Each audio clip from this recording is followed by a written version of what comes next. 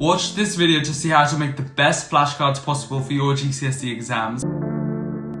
So before I started using Anki, I myself made tons of paper flashcards, but the ones I made always had a title or topic name on one side and then loads of information on the other. This is a bad way to make flashcards, so here's how you should be making your flashcards for top grades at GCSE. Starting on one side, write a question you want to answer on your flashcard. Write only one question per flashcard for the best results and use your spec to see exactly what could come up and to make questions from that. Make it clear and concise so that on the other side you will have your answer, and bullet pointed answers are the easiest to memorize here. Aim to condense your notes onto a small flashcard and don't try to fit all the information on it from your class notes, making it harder to learn from the flashcards you've just created.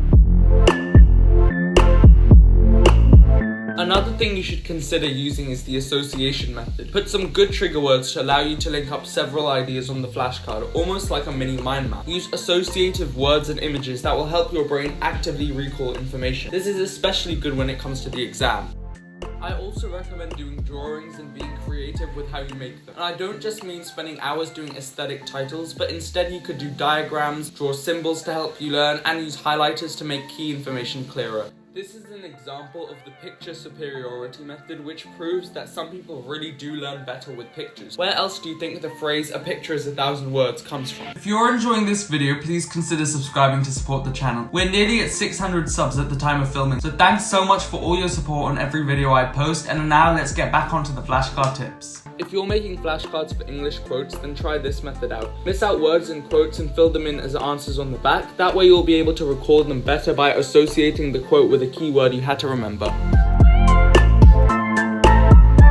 Now let's talk about other aspects of flashcards, so how you should store them, where you can buy the paper flashcards to make from, also how to test yourself. So if you live in the UK, then I recommend checking out stationery type stores like WH Smith and Wilko, and other countries will probably also have stores like these or craft stores, which I recommend you buy blank key cards from.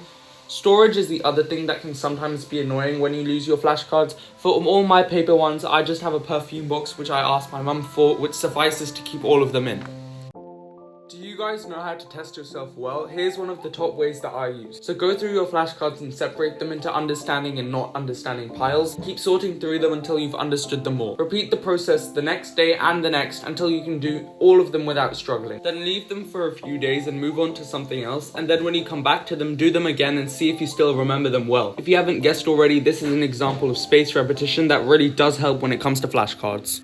Answers out loud before flipping over the flashcard so you don't just trick yourself into thinking you know the information, and try to study the flashcard in both directions for the best results. Paper flashcards can be very effective if made well, meaning you can get the same sort of grade with them or even better without using Anki, which is what I'll be talking about next. I've already made a video on how to make amazing Anki flashcards, so check that out after this one, but now I'll be going over some of its pros and cons and why I recommend you should or shouldn't use Anki depending on how you study. The pros of Anki include the amazing active recall feature they have, being able to organize decks and making as many sets as possible, and also how they utilize graphs to encourage you and give data evidence if that's what you like. The only con I found was that the interface isn't very beginner friendly, and you either have to watch a long tutorial or figure it out as you go. Neither of which are very efficient, especially if you want to start using Anki straight away. I know you guys really wanted me to upload my Anki flashcards, but unfortunately the link sharing stuff is still not working. This may be because of a few iOS features, but I'm still not sure, so I'm still working on that. I'll try and find some way to make these Anki flashcards accessible, whether it's by Google Drive, but I definitely will get them out to you by 1K. Thanks so much for watching and hope you guys enjoyed the video and found it useful. Please like, share, comment and subscribe, and comment down below any other video ideas that you'd like to see in the future. I'll see you all next week with a brand new video, and thanks for nearly 600 subs at the time of filming. Bye for now!